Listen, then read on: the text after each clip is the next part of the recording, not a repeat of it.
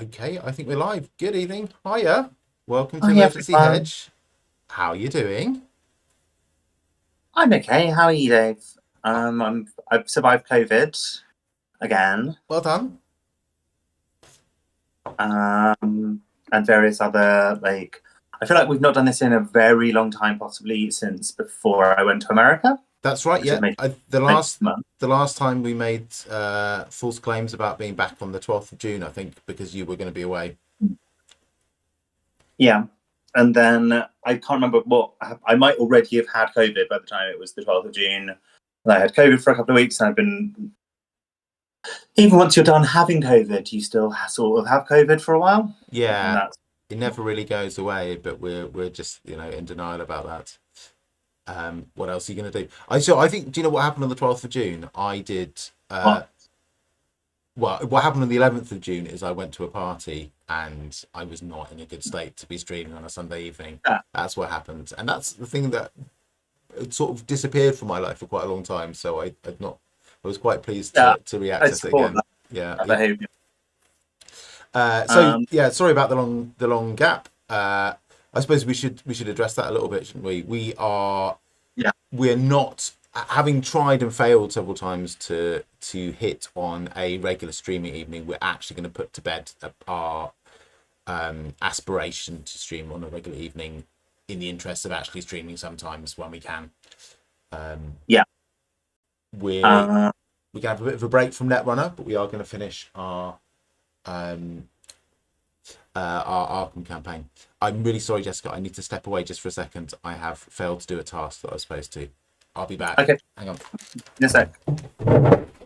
While I will fill the dead air then by saying that while I was in America, I taught my partner to play Netrunner with the system gateway deck. Oh, he's back already. You're back I, already, I, Dave. I have Welcome back. negotiated doing my task later.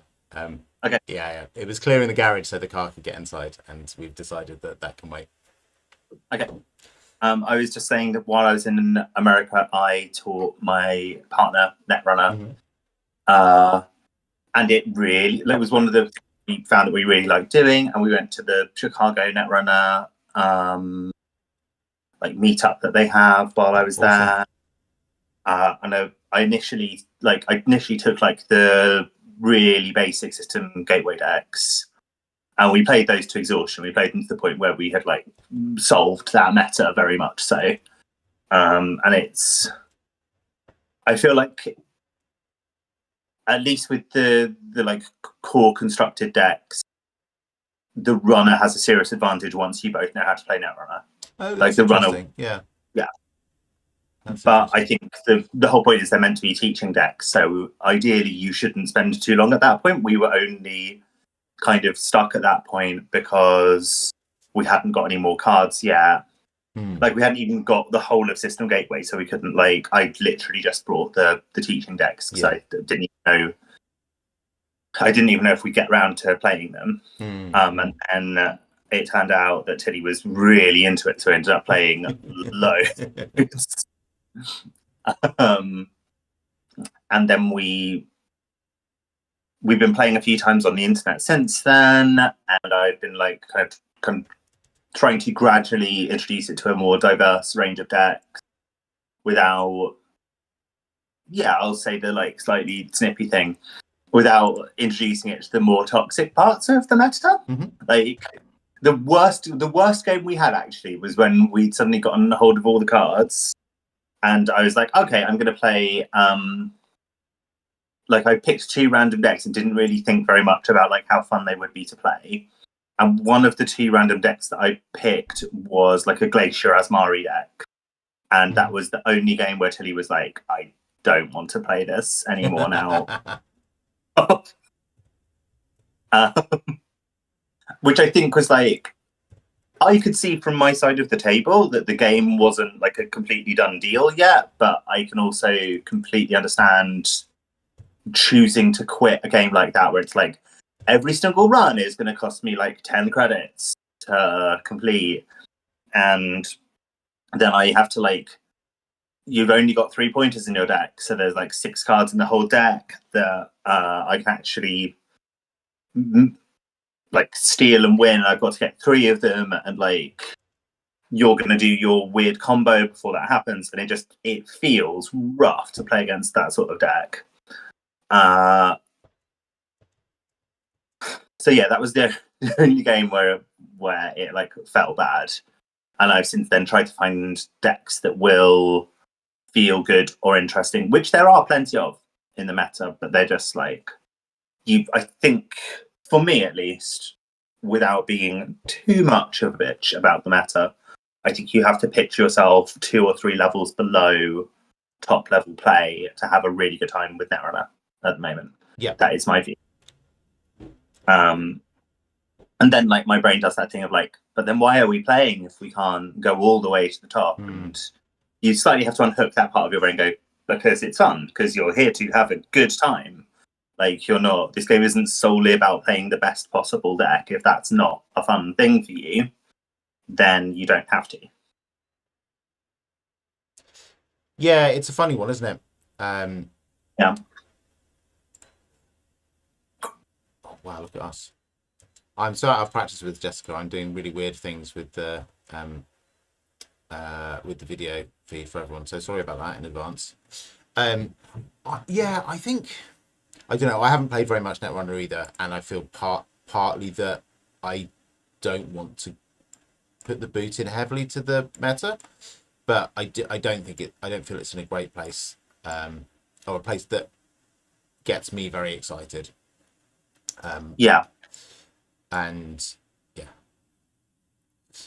I think it's not even so much that I think the meta's a little bit solved, and that the solutions are a bit upsetting. Yeah. Like, to be fair, World Tree Arasana looks like, if I'd gotten into the meta several months ago and been grinding World Tree Arasana, I might be singing a different tune. So I think if you know how to play that deck, it's probably really interesting and fun to play. But I've just never gotten that into playing Shaper. It's not my style. I think I prefer Criminal. And Criminal is in a really bad place at the moment compared to the other 2 factions. Like, you are very hard pressed to play Criminal competitively. And I was saying to you before we came on the air that when I have played Netrunner, I've tended to pick very kind of slot machine-y decks. So like, sometimes I'll just go on and I'll play a Mercury deck, and it's like, this isn't good. I wouldn't take this to a competitive event at all, but I just want to interact with the cards today, and this is like a deck that allows me to do that without having to think too deeply. Or, you know, on the other side, I will play some kind of like traps PE nonsense and see what my opponent's doing. And often what my opponent's doing seems quite boring. Like, get down, race through breakers, get down K2CP Turbine, and play Ashen Epilogue seems to be it. Yeah. I think I've changed my tune a lot about Ashen Epilogue. I didn't think it was that bad when it came out, but whether or not I'm playing something that cares about damage, I always feel a little like groan of like, ugh, when someone plays Ashen Epilogue. Like, it just feels like, okay, like I thought I'd weathered the storm, but you have a second storm in your back pocket that is actually feels surprisingly cheap to play. Yeah. Because it gives you a whole new hand of cards when you play it. Yeah.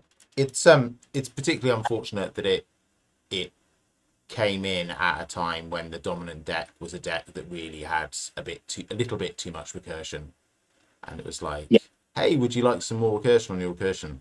Hey, dog. Yeah, exactly.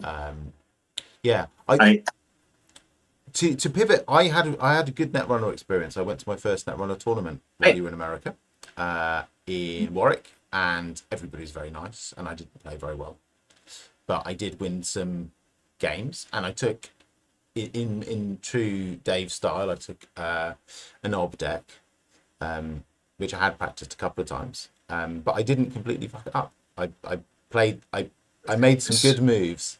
Let me see if I can remember this, because I was thinking that this would be a good story to tell.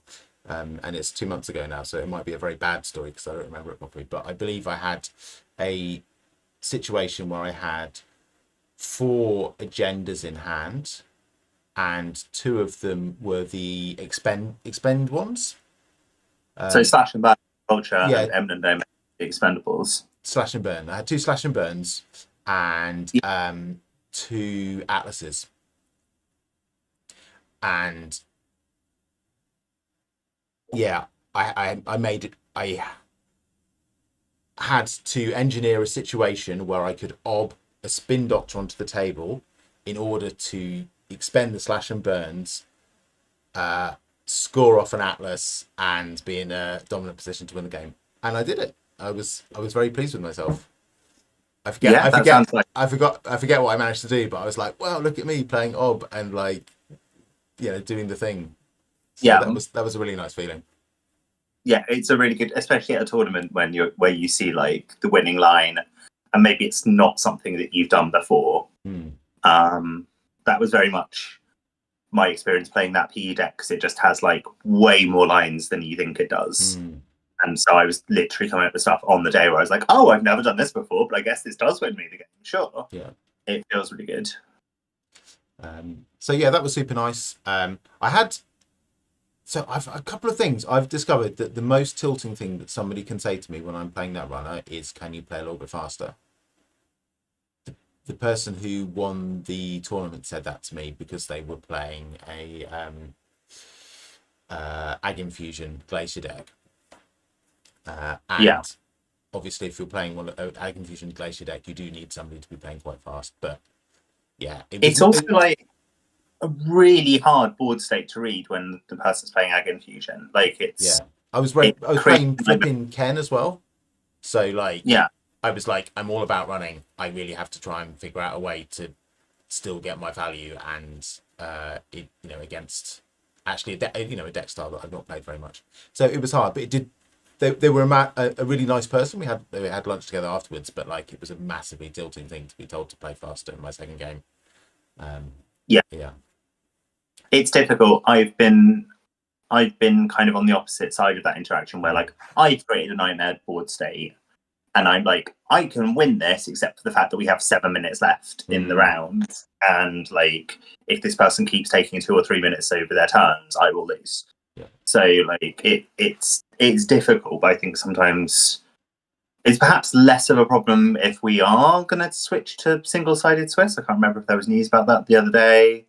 Not much less of a problem, to be honest. I think you only get like an extra 5 or 10 minutes for your one game. Yeah. But it does sort of mean like, you're never going to have a situation where you've only got 7 minutes for one of these games. Yeah, which it was a single-sided Swiss tournament. Okay, cool. I've also been in that situation where like it came to my runner game and we had less than 10 minutes for the runner game, and I just said, I'm really sorry, I'm going to play like we've got less than 10 minutes into this like they were playing a tag deck, and I just like was like, I don't care about your tags, you haven't got enough time to like really harm me as long as I get like 3 or 4 points ahead. Yeah. You don't care, because that means that I win. And so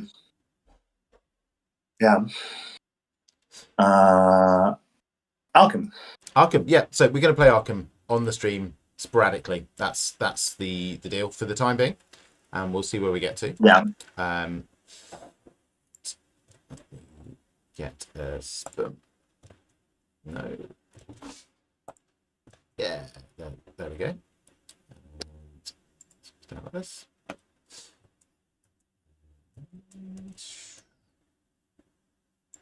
Okay, so I think, Jessica, you can see. Oh, this is my deck. So we have 5 XP to spend, and I have spent my XP, it would appear, on upgrading one of my water protections to level 2, which means that I can cancel either of our treacheries. And to get the red clock, which is really good, and to get blur, cool, which is an evadesman. So, but you need to do your deck upgrades, so you have 5 XP to spend. What should I spend them on, Dave? Well,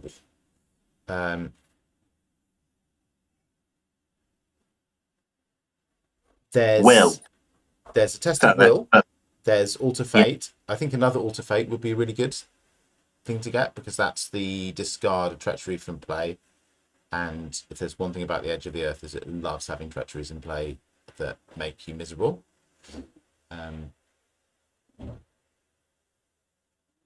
I've already upgraded Granny on. You could upgrade your other Derringer. You could upgrade your old keyring. Yeah, why didn't we do the Derringer and the old keyring? That seems like a quick way. Yep. One upgrade Derringer and one. So that one's all right, and then we upgrade the other one to level 2, and we upgrade one of my old keyrings to level 3, and then that's quick, and doesn't it? Like when I'm trying to do things quickly, I don't want to have to cut cards, so I'd rather just upgrade the stuff that's already. Yeah, that makes sense. That makes sense.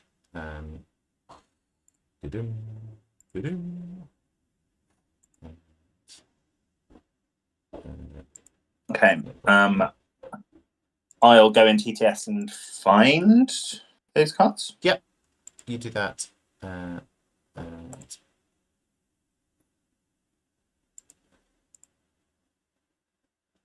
Yeah. Okay. Yeah. That makes sense. I was looking at these and thinking, because the red clock is an exceptional, which means it's double XP. So I was thinking that there's 7 XP's worth of upgrades in my deck, and I didn't understand that.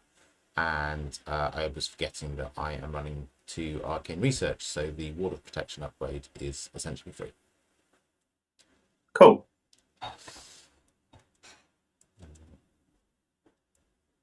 So, oh wow, what are all these chaos tokens doing over here?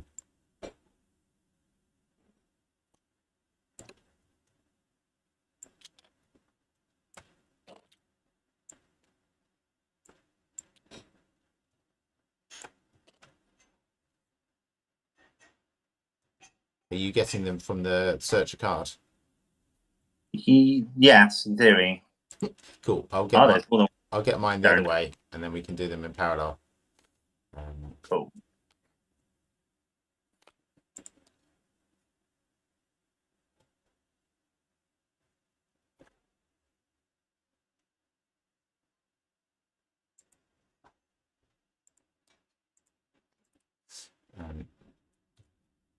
Actually, I've had a little bit of a break from Arkham. Yeah. Mostly, I think, because I had a big blitz of it in the UK Games Expo. I had like 3 games in 2 days. And partly because I've been playing other games at home. But I thought it was really fun. Been playing? I have been getting into Total War Warhammer 2, which I dipped my toe into a couple of years ago, and then it didn't quite play very well on this computer. And yeah, it's processor hungry, that game, for sure. Yeah, it plays a bit better on my Steam Deck. I've finally worked out how to make it play on my Steam Deck, and that's really fun. I had thought at the time, and it was a bit frustrating to me, that I couldn't get a setup that worked for me, that if I had it portable, then I would play it quite a lot, and that has proved to be the case, which is nice.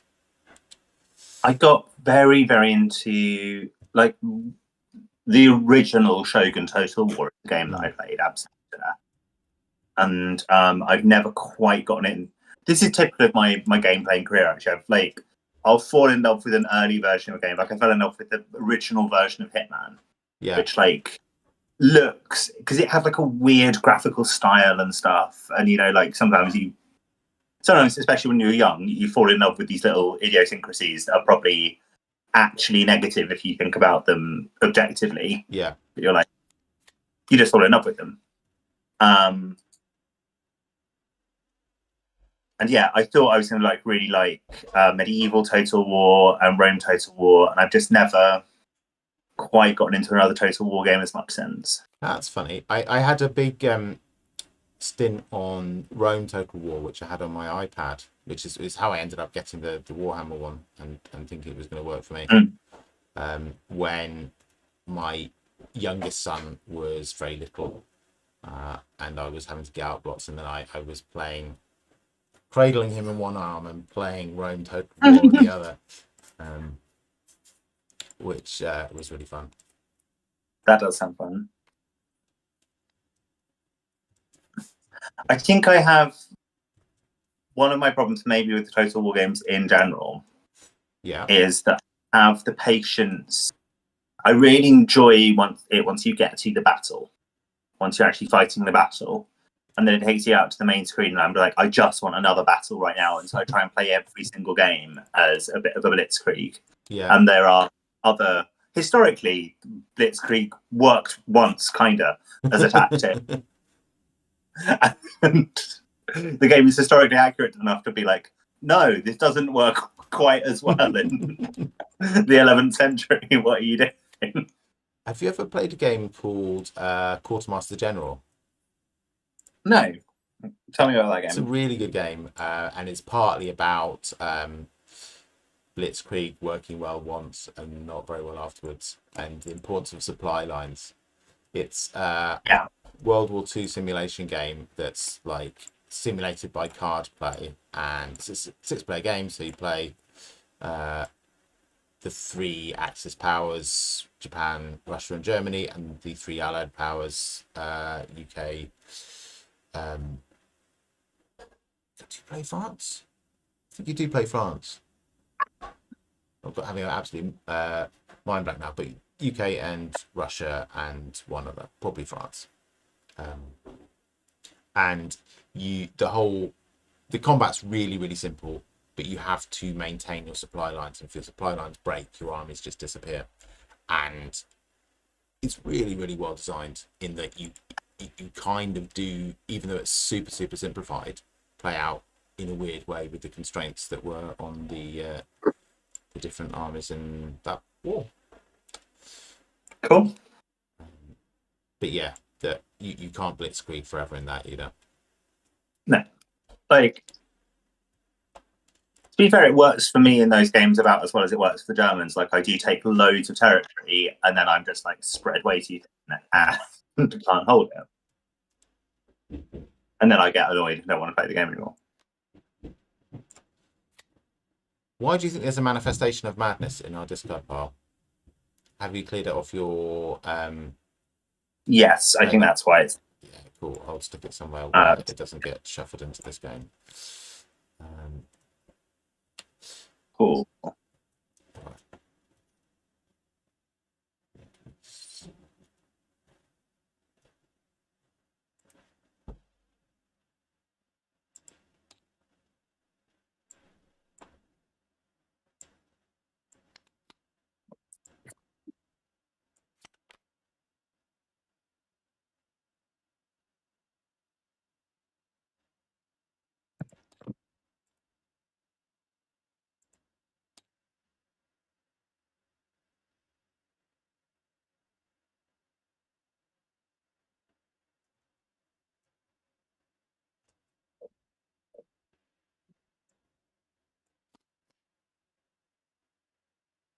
I've made some interesting decisions in this deck upgrade. I'm not going to wreck on it now.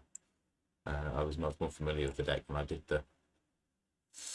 made the changes, but getting rid of Faustin Bargain is definitely a choice.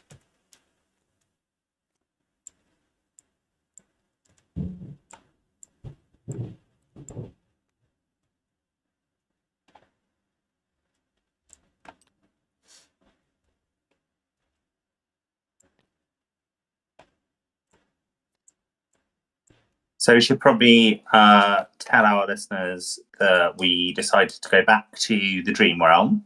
No, we shouldn't actually. Well, we obviously we should. First, before that, we've got an interlude. Would you like to start reading it? Yes, if you find it for me, I'll read it for you. Thank you. I was sort of teeing myself up to read it. It's fine. Yeah. Fine. Final Light, Interlude 3. Take it away. I'll do a little bit more tidying up and then I'll join you over there. You'll have to give me a minute because as I'm beginning to worry might be a perennial issue this evening, TTS has frozen for me. Oh dear. Okay.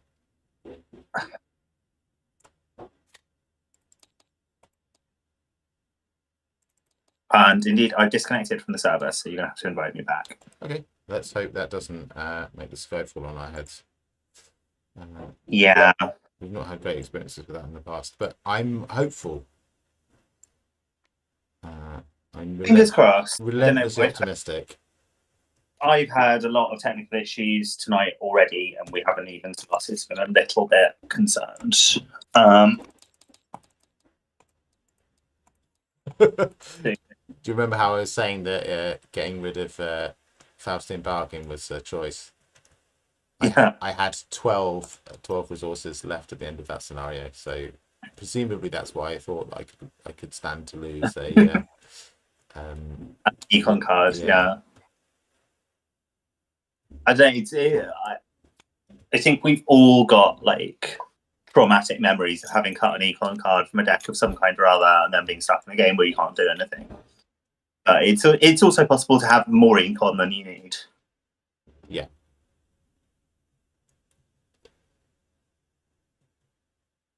That's a trick with all of these sorts of games, isn't it? Finding the right balance between draw and econ, and then things to actually do with those resources. Yeah.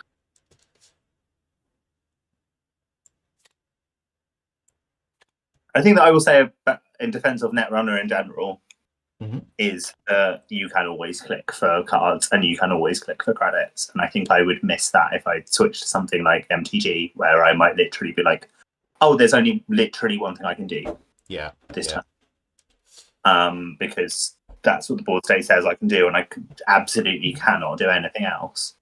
Whereas in Netrunner, you can always get yourself some more. It might feel bad, but you can always do it unless you're out of cards. And even then, you can click for credits. Do you, in Magic the Gathering, do you you have cards that generate you econ? Is that how it works? I've only played a bit of Magic the Gathering, so if anyone's watching, they probably have played Magic the Gathering, and they're probably going to yell at me for the things that I get wrong. You have cards called lands. Yeah. So, as my son once explained it to me, everything in Magic the Gathering is either a land or a spell. And I said, what about the monsters? And he said, they're spells. And it's about then I stopped wanting to play Magic the Gathering, because I feel like that's a different kind of card. You don't have like a number of resources that sort of sit in the corner and carry over from turn to turn like you do in Netrunner. At the start of each turn, you look at how many lands you've got and how much mana they're going to produce, and that dictates what you can do on each turn.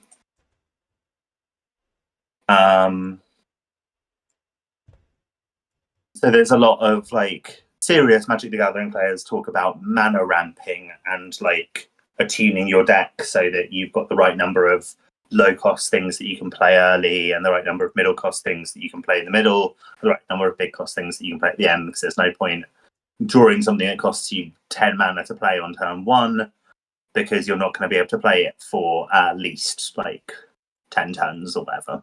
And then I'm sure it's more complicated than that, but I wouldn't know, because I found the entire time I was playing Magic the Gathering, I wished I was playing Netrunner. Less expensive and better game. Yeah.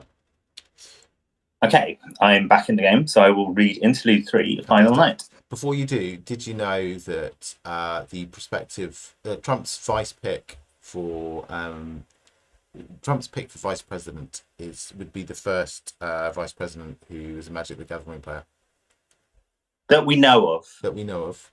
Yeah. Clinton, he didn't inhale when he played Magic the Gathering, but we all know better.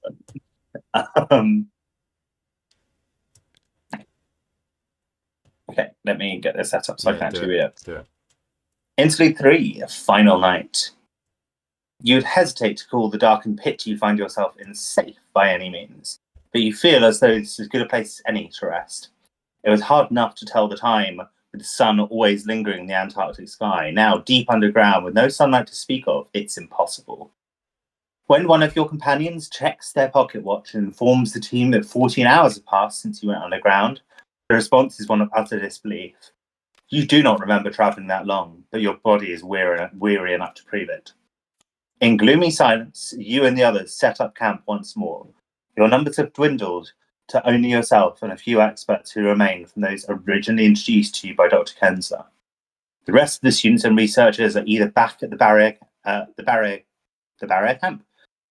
Yes, that is a thing. Yep. Where you first disembarked from the Theodosia, or no longer with you. The cabin is easily large enough for what few of you remain, and the icy floor brittle enough to stake down your tents. Even so, it does not truly feel safe. You wonder if you'll ever feel safe again.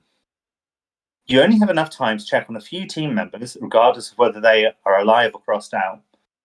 One at a time, choose and read 3 of the sections below. 4 instead if the team was guided to the hidden tunnel, which I don't think we were. No, we found it, I think. Yeah. If the game effect of the chosen section cannot be performed, it does not count towards the total, and you may choose a new section instead. Once you've read the appropriate number of sections, proceed to Final Night 2. So who do we want to check on? So I have just been busily finding out who's alive and who's dead. I think we've got 5 dead people, which is Ellsworth, Dyer, Darnforth, Elia, and Marla. And I think we've got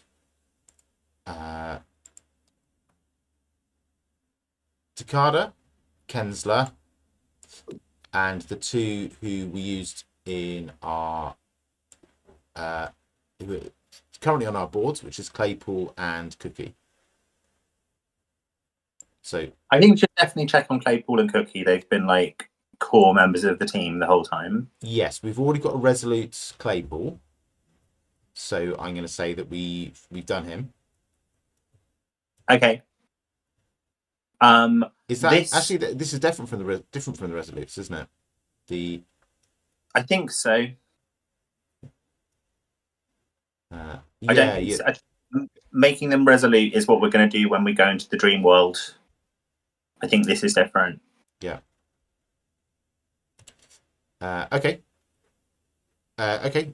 Claypool and Cookie sound good. And then we want one more. I don't know if you want to pick. Let's go for Darnforth. Okay. I'll go through them in. We picked 3 alive people, right? Cool. I'll just go through them in order that they appear on here. Darnforth is dead. Okay. So I will read the dead bit. Yeah. You decide to seek wisdom in Danforth's belongings, hoping he kept a journal or some evidence from his prior expedition with Dyer. What you find instead is a treasure trove of fiction, both macabre and speculative, including a well-worn copy of the works of Edgar Allan Poe.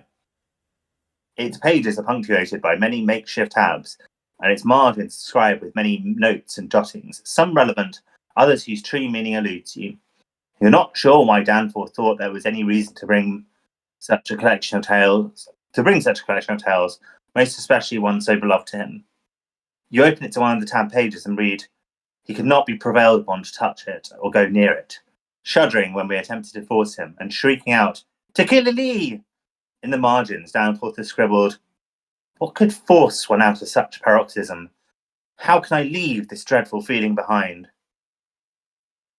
Any one investigator may add the collected works of Poe story asset to their deck. This card can be found in the Memorials of the Lost Encounter set. It does not count towards that investigator's deck size. Okay. My deck is actually, we both got similarly creaking decks. We do, yeah. In terms of... Let me see if I can find the Memorial of the Lost. Feel free to move on to the next bit of the interlude while I search in all of these random boxes to see if I can find it. Cool.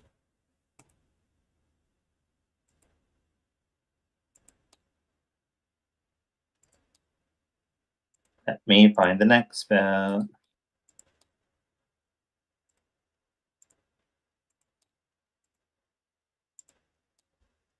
Loki draws his Colt as you approach. You can tell from his bloodshot eyes and shaking hand that he has not rested in some time.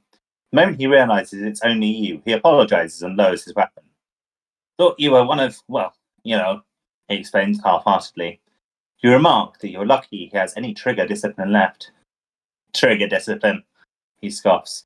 A long pause hangs in the air. Come on, help me with the fire. In silence, you and the grizzled veteran set what remains of your firewood in the centre of the camp and attempt to light it.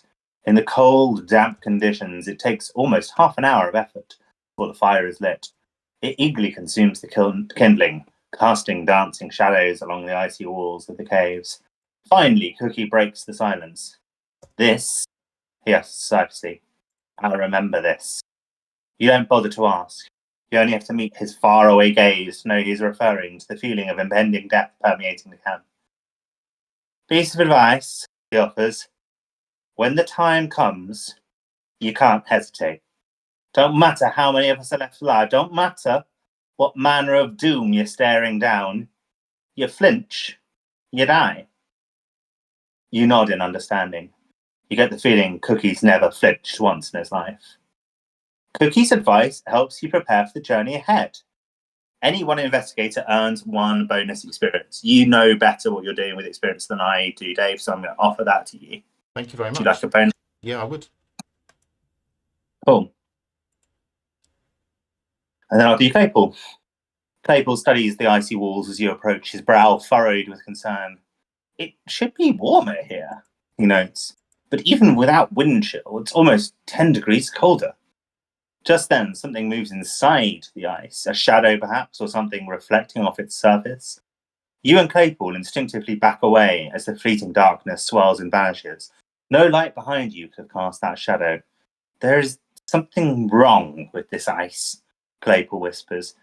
This cold, it's unnatural.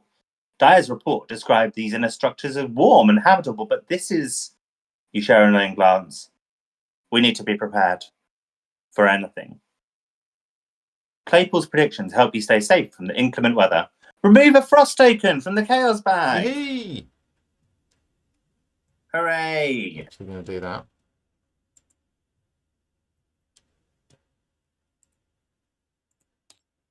Oh my goodness, there's so many of them in here. We took a whole load out, didn't we? Yeah, we did. But we also keep putting them in through various game effects. Oh, well, I can only trust that it's the right number. There's 1, 2, 3, 4, 5 in there at the moment. Which is a lot. What was the name of the card I needed to get from Darnforth? Let me... Collected Works of Poe. Yeah, Collected Works of Poe. Not the Collected Works of Tinky Winky or Dipsy or Lala. It's only Poe whose collected works we desire. 3 charges. Shoot an investigator at your location to search the top 6 cards of the deck for each copy of Tekelili and place them on the bottom of the Tekelili deck. Shuffle that investigator's deck. That investigator draws 1 card. That's cool. Shall we see who's got the most securely? Yeah, certainly shall.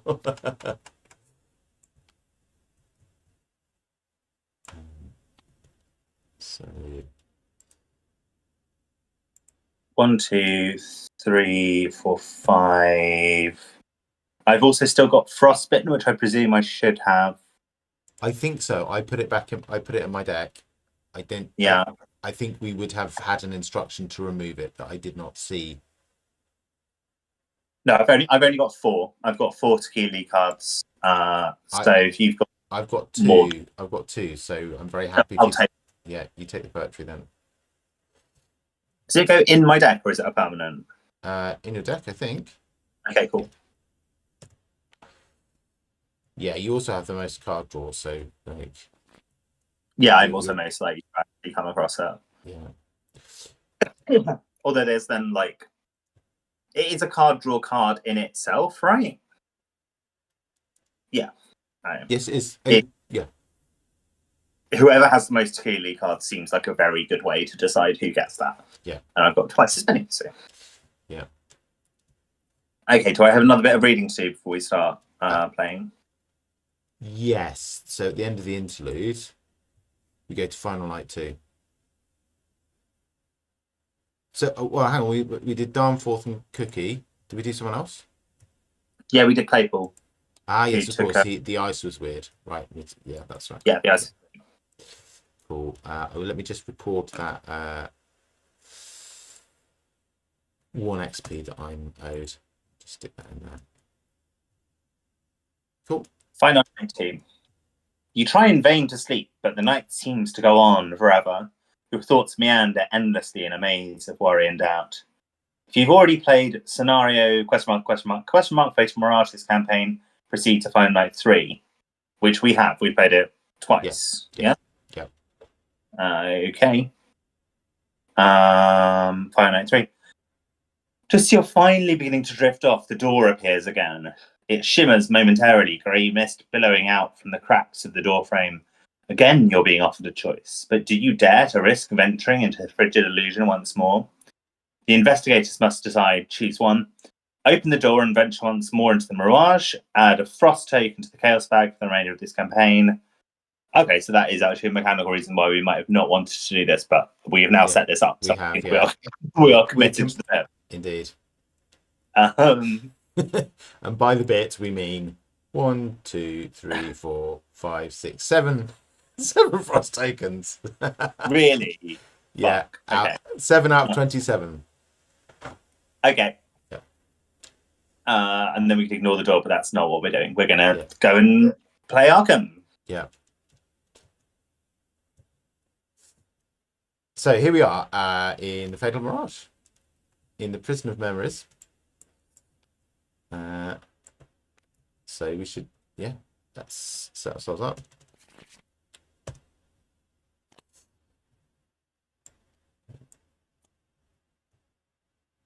Yep. I've drawn my opening hand. I'll place these two, I think. I feel like it makes sense for me to replace my recursion cards and draw new cards because recursion cards aren't going to be good till later anyway.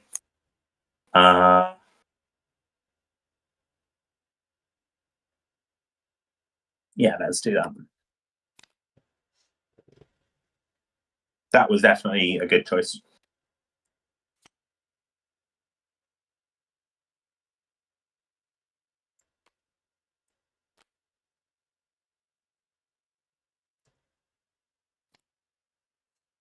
It's all right. This I've drawn one very good card. I've drawn 2 very good cards. I fluffed up my mulligan and drew 6 cards, but I was getting rid of some of them anyway, so it's all worked out in the end. I'm unsure about this collected works of Poe. It's all right. I think I'd use it I'd use it in a situation where I was going to draw a card anyway. But a lot of my deck doesn't like just clicking to draw a card because I can do it in so more efficient ways. That's true. And it's good to get the clearly cards out of my deck. I think if you keep an eye on how many cards you have left and how many of those are to kill Elise, like if you can fire it off and take 2 to kill Elise, I think it is really, really good. If you hit 1, I think even hitting 1 is good enough. Yeah. And also, like, it's one of those things where if it was a permanent or if it was like spend one of these charges without spending an action, I think it would be really good. It's the fact that I've also got to spend an action and a resource to install it that makes me feel like, do I want to do that with my time? Yeah. Oh, and it takes up a hand slot as well, which I feel is like, I've had this before with like the campaign resources where I'm like, that's actually not terribly good.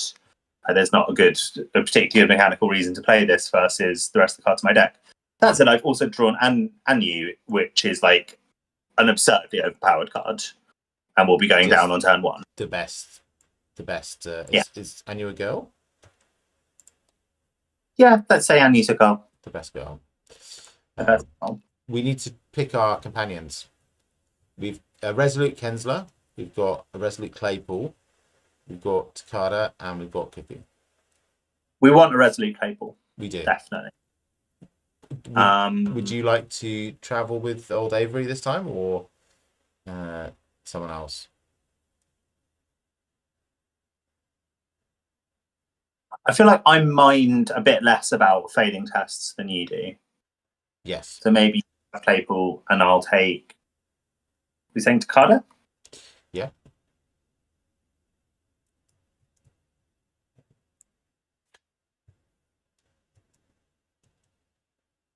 Yeah, I will. Like, I feel like we cheated a bit because I've now looked at my opening hand and I'm like, yeah, I would actually like 9-3 result.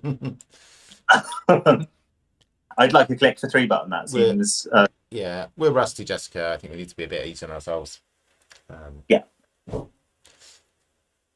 So I've drawn no econ. Well, I've sort of drawn a little bit of econ in my opening hand, but. Cool. I have drawn one of my tarot cards, which means it goes into play for free, which is nice.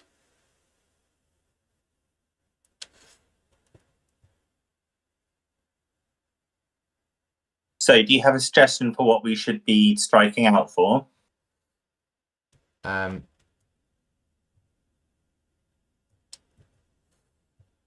No, I think we should either be going to. So both the deck of the Theodosia and base camp have a location that we haven't investigated yet. So a memory that flows from them that we haven't followed yet. So I would be minded to pick one of those. So the coastal waters. Oh, hang on. Both of them connect to the coastal waters. So we either go to the coastal waters or we go to the university halls. Those are our 2 options. My gut says coastal waters, but I don't know what I'm basing that on. Yeah. That works for me. Let me just rearrange everything so that it doesn't turn into. Says it's already a complete mess. Let me rearrange everything so it's less. We've got less crossing location business going on. Yeah. There we go. So coastal waters can come over here and connect to both of these.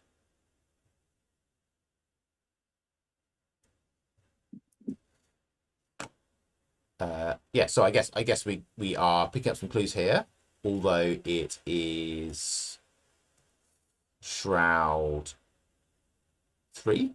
That's not too bad. Okay.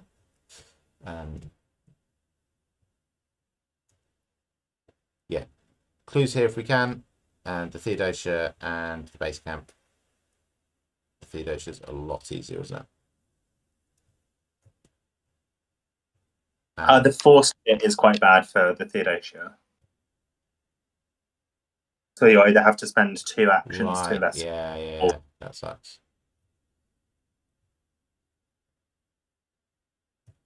Yeah. Yeah, the base camp seems like an easier place to investigate. How many clues do we need? 2 clues to do the mirage. So I believe you flip it. Let's just check the mirage rules. No, not you.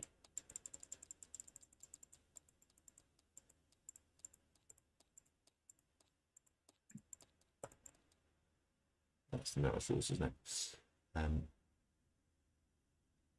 Yeah, so you flip it over when you've got that many clues. So 1 per in the Prisoner of Memories. I think all of these are 1 per. So 2 clues in any of these locations will allow us to flip it and resolve the story text, which allows us to put one of the Mirage locations into play.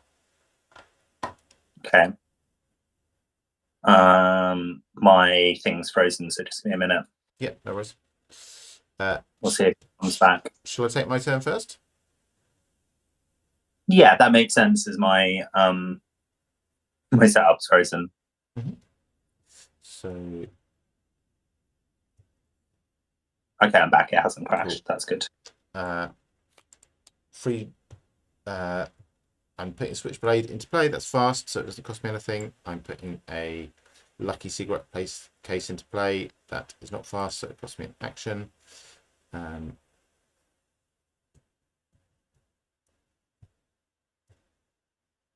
I am drawing a card. Whee! That the dynamite. That is the dynamite. Woohoo! It's dynamite. And I am going to put the dynamite into play for free. That's my turn.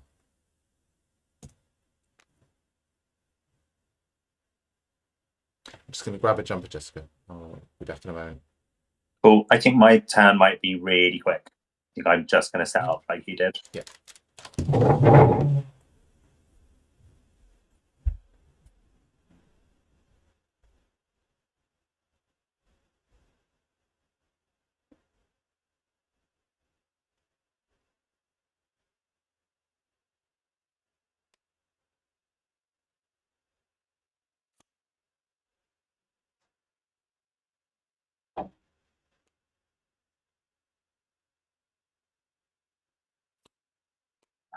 For anyone who happens to be watching. Yeah, I think that's going to be my whole turn. It feels inefficient because I'm not using my special magic power, but at the same time, like, these are all really good cards to get on the table. There's an argument the flashlight's like a bit underpowered to get on the table, but like, I'm going to want it at some point.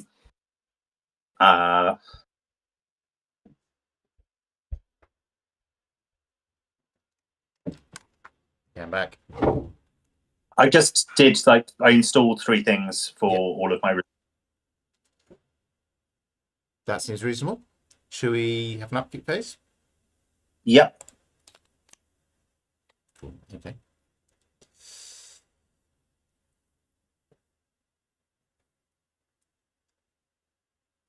Cool.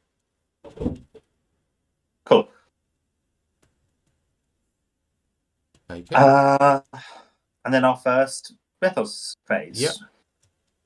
I'll draw a card. Yeah. 1 Doom of 11. Oh, wait. Sorry. I don't think we've shuffled the encounter deck, so I think you should ignore that and we'll shuffle it and do it again. All yours. Hee.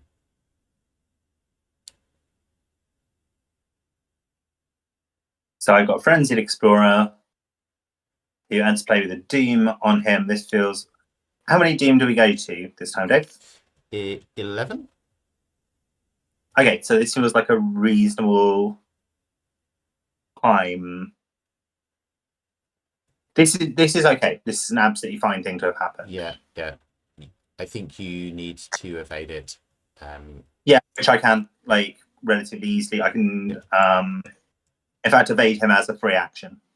Cool. I've got Obscuring Fog, which I think probably puts paid to any thoughts we might have had of getting clues in the Prisoner of Memories. But that's okay. Yeah. Okay.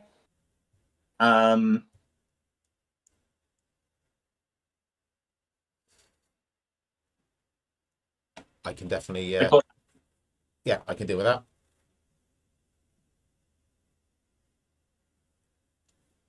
Cool. I know what I'm going to do with my turn, or with most of my turn anyway. Shall I try and deal with this dude first, just in case my plan goes wrong? Yeah. And then we have a backup plan. So I'm going to, first of all, punch him whilst drawing thin, the intent to be to fail to do that. Mm-hmm. So difficulty was already increased by 2. Like, I don't even know why I'm doing these numbers, so there's absolutely no way that I succeed. So 1, 2, 3, 4, 5, 6. I'm only fighting him at 3 versus 6, so I think it's literally impossible for me to succeed. I do indeed fail. Oh no. Well, I draw. I'm going to draw a card, I think. Mm-hmm. Am I? No, I'm going to gain the resources. Even though you've got Takada? No, you're right. I'll draw the card.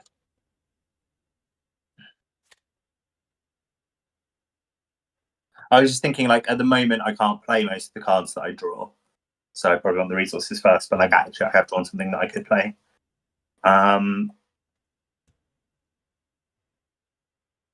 Question is, do I try and evade him now, or do I punch him again to get a better chance of evading him next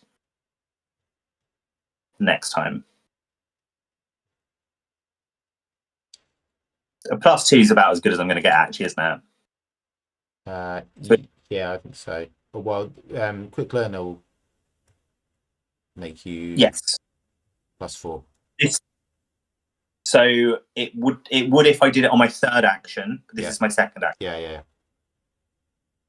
So it's going to be a 2 versus 4, 4 versus 2, whatever you want to call it. Yeah. And quick learn will still be there next time. This is a free action anyway because it's done with Anu. Okay. Well, that's that. And now I'll evade him normally. Okie dokie. Hang on. Dave.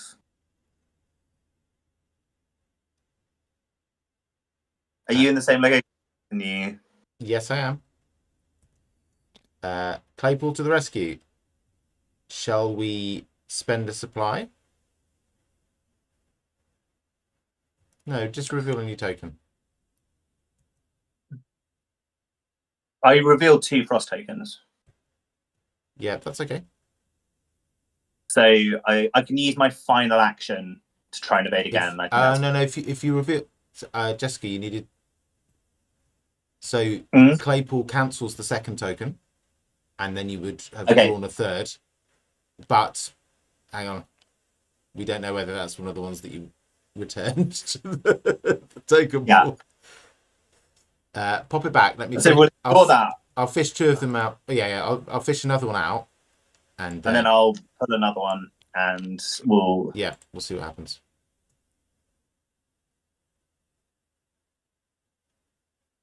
Go for it. Okay. And I will once again try and evade this fucking asshole. Come on! Oh no! It's not. This shouldn't be like this. No, it really shouldn't. That's really bad. Okay, well, I spent my entire time trying to evade this dude and failing, so that's sad. It is really sad. I am going to play the Summon Servitor. And I have to discard the Switchblade in order to do so. The Summon Servitor is going to move to the theatre. And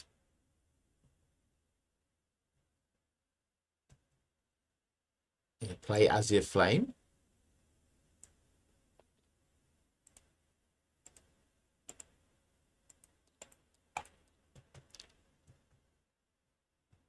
Do you want me to do anything with your Frenzied Explorer? Unless you can come in and evade him relatively like confidently and efficiently, no. Like I'll deal with him next turn. He'll knock a very small chunk of damage off me. I cannot, I'm afraid. Yeah, I will draw another card. Cool. So in the enemy phase, it hits you? Yep. Enemy phase happens before upkeep. Yeah. I've played this for a very long time. Okie dokie. So I'll take 1 of each. I'm gonna be salty about the fact that, like, statistically that definitely shouldn't have happened. It really shouldn't. That was definitely a bad thing. Okay, I'm frostbitten. Uh-oh. Are we upkeeping? Yes. That was my upkeep, was getting frostbite. It's all a bit Constable Oates, isn't it? Was he a constable? What was his? Was he lieutenant? Captain Oates. Captain Oates. Yeah, that's it. I said that confidently, and I realised I have no idea who that person is. Who's Captain Oates? Captain Oates was the companion of Scott, the famous British failure of an explorer. the guy who didn't get to the South Pole first. There should be a book called Famous British Failures, social life. Yeah, there are a number of really bad explorers. But yeah, he when they found Scott's frozen corpse in a tent with his friends, he had a diary, and in his diary he described Oates, who was the weakest link in their party, gallantly walking off into the frozen wilderness to die alone so that they could carry on walking. He said, he said, am I right? This is the person who said, I'm going out. Maybe sometime. That's correct. Yeah, in a very British way. He didn't say it, dudes. Yeah. I'm just going to go and kill myself. Have fun. Do your best. He very Britishly said, I'm going outside and maybe some time.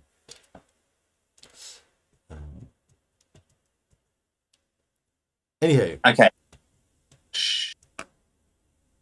So now we draw Mythos phase, yeah. 2 Doom of 11. Oh, fuck off. Like, this is not the time, horrifying shade. That's fine. It's aloof. Yeah. Okay, Dark Aurora. Okay, this is going to get bad quickly if I draw any frost tokens. So I am currently 5, so I'm 2 up.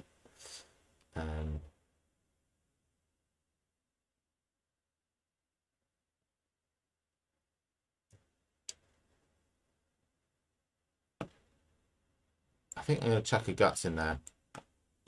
So I'm 4 up. That's a success.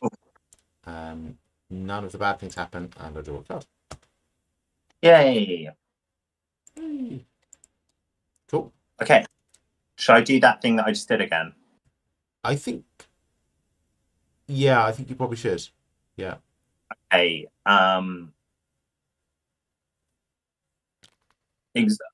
This is my least favorite thing about this game, I think, is that sometimes it can feel like you've just been stun locked by an enemy because you can't really do anything until they're gone. Yeah. So that's fine. Okay. None of those draws mattered because I was going to lose that anyway. Yeah. It will, and then I draw a card. Cool, that's what I wanted to happen. I've been frostbitten as well. Okay.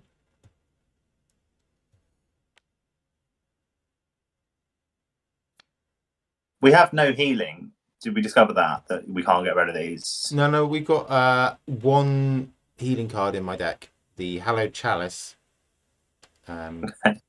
which puts Doom on itself in order to heal. Okay, I'm now going to try and evade at a +2, which statistically I should be able to do. Yes. Cool. That becomes a clue, right? Yeah. There we go. Comes a clue. This 2 gets discarded. And now I can do other things for the rest of my turn. Hooray. The other thing that I shouldn't do is investigate this location, because even if I succeed, it's really bad, right? No. In fact, if you... Oh, hang on. The Horrifying Shade is horrifying. Yeah, the Horrifying Shade is bad. And haven't we got it's okay. We put a Doom on the Shade. Because you discovered that... You took control of that clue, right? So the Doom goes on the Shade. It wasn't like it was on the dude. Even so... Oh, okay. Oh, yeah. Take control of 1 or more clues at Horrifying Shade's location. So it was at the location. So the Shade gets a Doom, but that's okay. Some of us came to Antarctica to kill Eidolons and chew gum, and Oates walked off with the last of the gum. So here we are.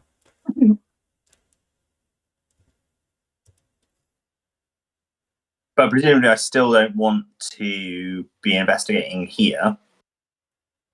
No, it's... Well, as you and I and the viewers can see, you have look what I found in your hand. That's true. So you can fail the test, play the look what I found, keep the annoying obscuring fog on this now empty location. The horrifying shade loses aloof and can engage with me, which means that I don't have to use an action to engage it before I burn it. Okay, let's do that. It's all upside, basically. So this is my second action. So I'm investigating at evens. I think I'm going to use a flashlight supply. Is it not your third action? Didn't you fail an action? No. Oh, and use a free investigate, yeah. And use a free evade. Free evade, sorry. So I'm just trying to do maths. So I think obscuring fog and flashlight cancel each other out. That's the first thing the first bit of maths.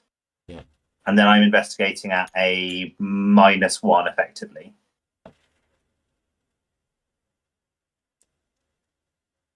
So actually I'm going to do this on my third action after I've installed Rabbit's Foot. Yeah. So I'm investigating at a +1. Do you want to do that? Yes. Okay. Like, I think there's a decent chance of me failing even at +1. Okay. Is your point I then can't use look what I found? You're right. Yeah, I would save the... I would play the Rabbit's Foot, but I would save the flashlight charge. Okay. I don't quite follow the logic, but I'll trust because it. It's less than 2, isn't it? Yeah. Okay. I shouldn't play the Rabbit's Foot because then I can't play Look What I Found because I've not got enough money. Yeah, that makes sense. So I take back everything I said. I trust your maths more than mine. Okay. Use the charge.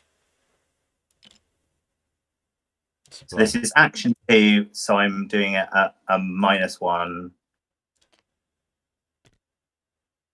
Dave, this shouldn't happen as often as it does. Oh, and also, like, I shouldn't even have pulled the second one because I should have automatically failed. I should have also failed that rather than taking a damage from Frostbitten. Okay, yeah. Yes. Auto fail it. The second one doesn't come out. Because you've reduced the difficulty, you still fail by less than 2.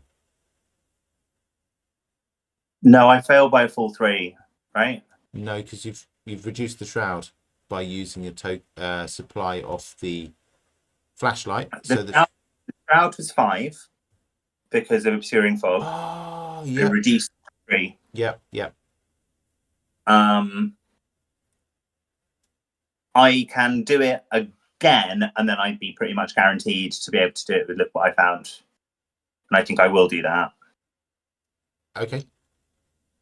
We could also Claypool at some... Okay, but that's... Cool. Cool. Hang on. Fucking maths. Right. So I think I didn't fail that. It's the slightly irritating thing. Oh, really? Yeah. I think I got exactly one clue for doing that. Hang on, no. So it's a Shroud of 5. Shroud of 5. Oh, you've got the... Reduce to 3 with flashlight, and then I'm doing 4 versus 3, so -1 means I do meet it and beat it. Okay. Boo. Doom goes on this. Yeah. Was that your last action, or do you have another? No, I have one more.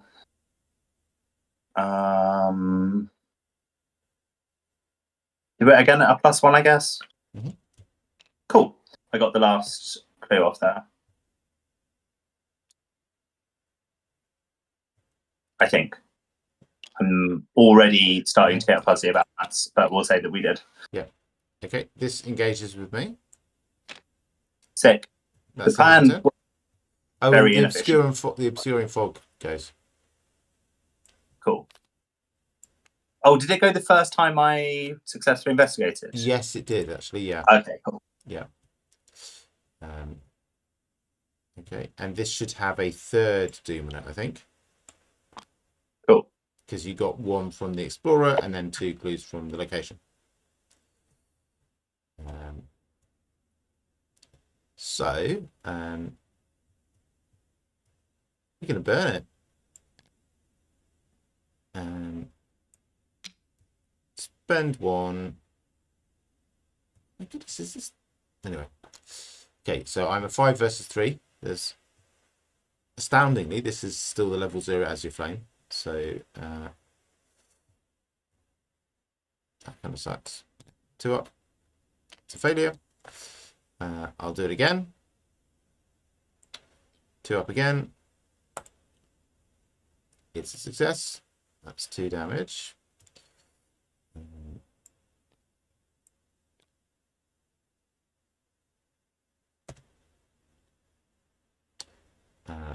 And third time.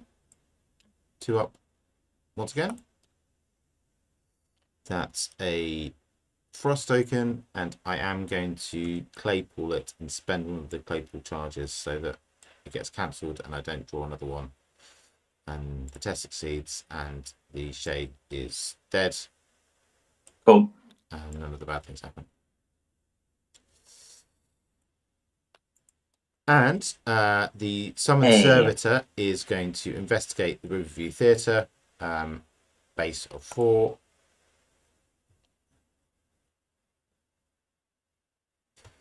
I'll take damage.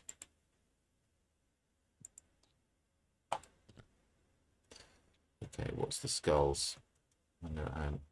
Number of, that's -3. So with the frost token, sadly, that's a failure. Okay. Never mind. That's my turn. Cool. It'd be good if you found that chalice at some point. Oh, did I? Do you remember how much I succeeded by when I was doing those tests? No idea, Dave. Do you want to draw a card with your lucky cigarette case? I think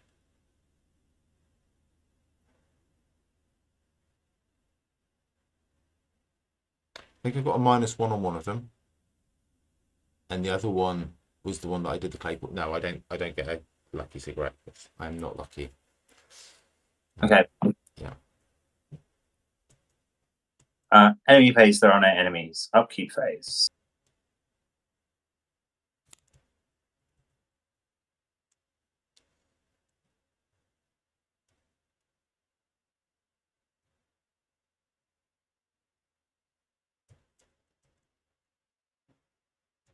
Cool. Mythos phase, 3 doom of 11. And I'll draw a card. Yeah. Glimpse the unspeakable. I can't talk to you about this, Dave, but I will read out what it says. Yeah. Draw the top card of the Tequila deck and resolve its effects. Shuffle it into any investigator's deck instead of placing it on the bottom of the Tequila deck. If no Tequila weakness is drawn by this effect, a glimpse the unspeakable gains surge. So are the Tequila cards. These are they? These are they.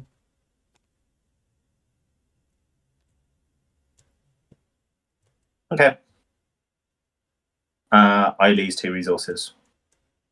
And it's going in my deck because I have a way of getting rid of it. Yeah. Cool. And I draw Evanescent Mist. Attach Evanescent Mist to the nearest location that is not cleared of mirages. Place 2 clues on attached location. In order to flip attached location over, investigators at attached location must either spend 2 additional clues as a group or each take 2 damage. We have multiple locations that we can put it on. Which one do we not care about? The Riverview Theatre. It's the nearest. So we have 3 nearest. That's the only one that we can't put it on. Because it's two hops. Yeah. Oh, I fluffed this right up. I should have spent another turn sending the servitor there. Okay.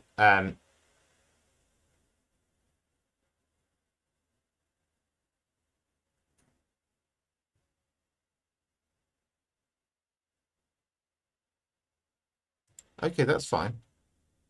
We can put it on either of these. The one that we don't want to be finding the clues on is where we put it.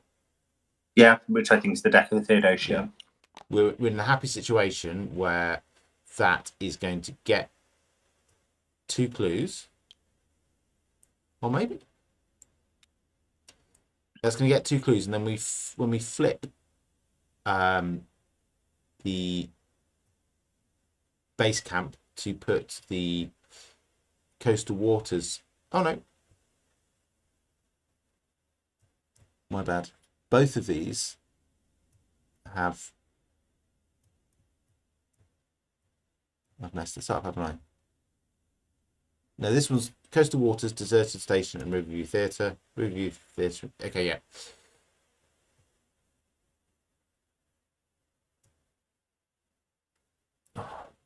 Already my brain's shutting down. If we put it... I'm worried mine is as well, to be honest, Dave. I think we might want to do 1 or 2 more turns and then... Yeah. That's fine. Early. That's fine. If we put this on the base camp and then flip the deck of the Theodosia to put the Coastal Waters into play, this will get discarded and we won't have to pay the horrible price. Okay. Why are we... Okay. Because it adds clues and it creates... you have to then spend those additional clues or take damage to flip the location. But as both of these locations share a mirage, in the case of the base camp, it's the third of the 3 mirages, we can put that mirage into play without having to flip the base camp and pay the price, and then discard the horrible encounter card without having to pay the price. It's equally true if we put it on the deck of the Theodosia. No, because the hedge maze is not in play at present. The Theodosia has 2. I don't understand, but I'm going to trust you. Okay. That you know. Yeah, let's do that. 2 clues on there. Then we take 2 clues off to Theodosia, because I think it only had 2 clues on before. I think it only had 2 clues on before, and that's my mistake, because it has presently only their standing stones in play. So I made a mistake in setting up by taking 4 clues off it. So my issue with doing it like this is that we'd much rather be investigating the base camp, right? And then that gets us to waters really quickly. It feels like this is just plainly the worst way to do it. There's an extra move action involved in... We can get the clues from the base camp, pop back to the Prison of Memories, and then go to the Theodosia and flip it. Why can't we flip the Coastal Waters from the base camp? Because we need to pay 2 additional clues because of the evanescent mist. But what I'm saying is, why have we put the effervescent mist there? If that's the only reason for not doing it like that, then we should put the effervescent mist in the other place, which is the place that we don't want to be investigating anyway. I just think we could get rid of it without having to spend the thing. And then there's more clues in play that are closer to the Prison of Memories that might be easier to get. But we'll have a different horrible thing to do with the deck of the Theodosia. We've just put the extra clues on the location that we want to investigate, though, right? Okay.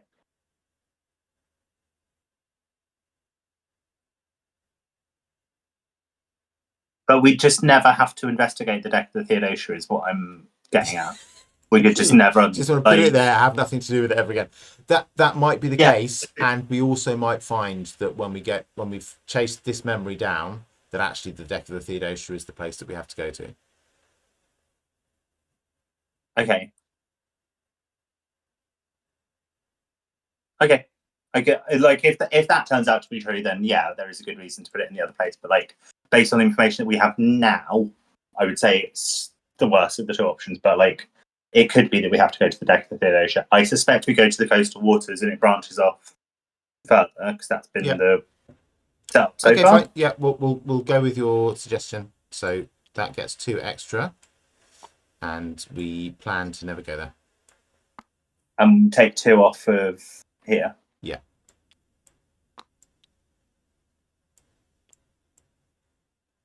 Cool. Yeah, because this is a place with a bonus to investigating, whereas the other one is a place with a like nerf to investigating. Yeah.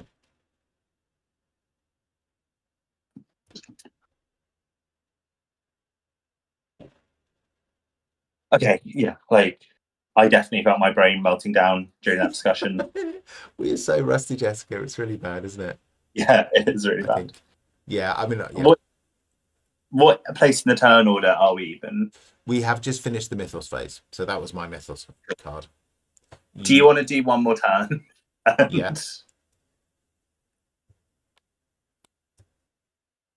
I know that's a bit early to call it, but like I can just feel my brain shutting down, and then we'll find another date. Yeah, we're half an hour away from when you said you needed to cut off anyway, so like that's maybe 3 more turns tops. So like, yeah, calling it 2 turns early is not a bad thing. Okay, I actually have a turn where I can choose what to do, so that's exciting for me. Yeah. Shall I choose to go here and investigate? I think you should, yeah.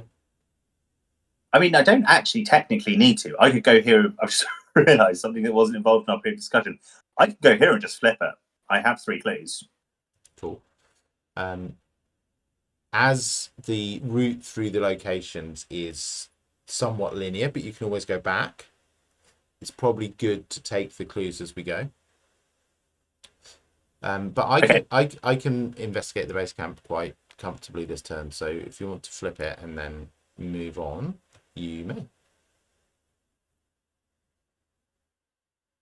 I've misread these cards completely, though. Yeah, I didn't realise this is like so much higher shroud than the deck. Like the deck of the Theodosia would be better to investigate, even if you take the like the bad. Should we retcon that whole thing? Put it back the way that I wanted. Like, if you want, but it's like. Let's do that. And then I would go to the deck of the Theodosia and just do it there, because then it's Shroud 3. Also, if you got the clues, we didn't even need to have that discussion. We could have just stuck it in play. Yeah, I know. Flipped it. I know. I know. Yeah. That's fine. That's fine. Okay, cool. Okay, shall I do some investigating here then? Yeah, do it. Action 1. I'm going to get this rabbit's foot down just because I can. So this is action 3. Okay. I'll be investigating at a +3 because I'm going to exhaust on you. What do you do, Tablet? I have a feeling it's not good. It's a -3, but I'm at a +3. Whee. I get a claim.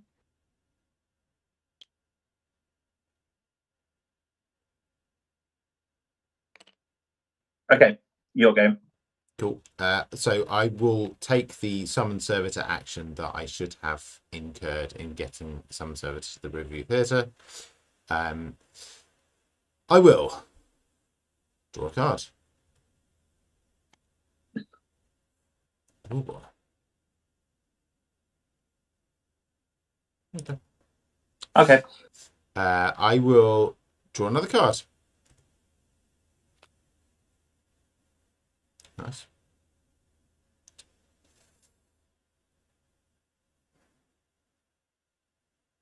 It's going to be drawing another card, Jessica. I'm sorry about this. Sorry. It's not the most exciting way to spend the turn that we have just before we log off, but I don't have any money. I don't want to be clicking for resources, really. So there we go. That's my turn. I probably should have spent that turn doing useful setup things rather than getting exactly one clue. But I did do one useful setup thing. I got the rabbit's foot down. Yeah. I think next time next time we'll be able to dive straight in, which is always good because when we're like thinking about these complex little maths questions at 9 o'clock rather than 10:30, I think it's always a bit better. It does make a difference. Okay, so we'll round this turn out by doing upkeep and then leave it at mythos for the next one. Yeah. Yep. Boom. Cool. Okay, good.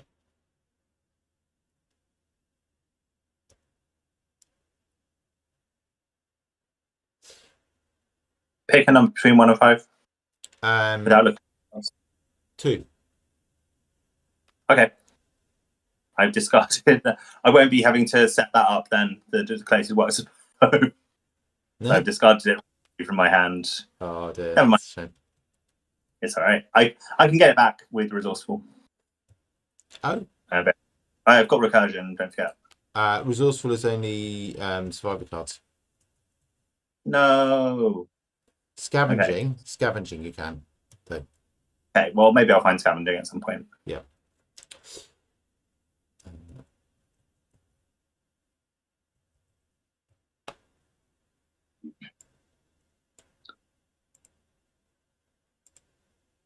Okay. That's the end of the turn, right? That's the end of the turn, and I think that's it for tonight. In terms of the amount of energy the amount of brain power I've got. Indeed. I'm glad we're doing this again, Jessica. Likewise. And we'll find collectively another day to do it, and hopefully find some way of putting out on the stream when it's going to happen, so that people will. We can post on our YouTube channel. That's a totally thing that we can do. So let's say goodnight to everybody, and thanks for spending time with us. We will catch you again soon, and we will tell you even sooner when that will be. Cool.